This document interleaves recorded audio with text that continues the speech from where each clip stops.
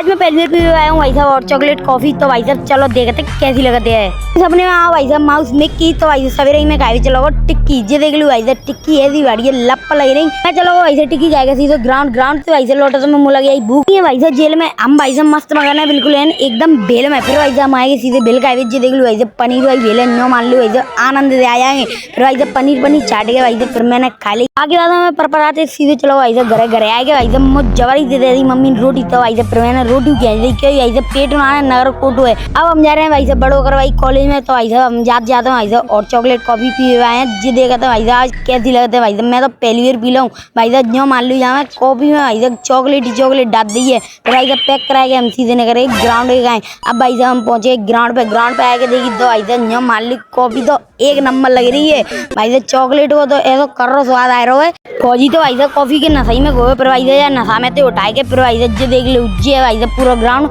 Ground में भाई साहब बच्चा अकेडमी में आए हुए हैं जी भाई साहब क्रिकेट खेल रहे थे। ऐसा ही भाई साहब सीरे मॉडर्न ने पता हो क्या आएगा पुलिस का फिजिकल। तो भाई साहब से जने कर रहे हैं भाई साहब जंप और दौड़ और भाई साहब गोला पैकिंग। भाई साहब ये गोला फेंका होगा तो भाई साहब मैं तो 4 फुट दूर जा दूँ। अब यार भाई साहब लग होगा तो सीधी जिंदगी कांड है आज कदम रात राधे।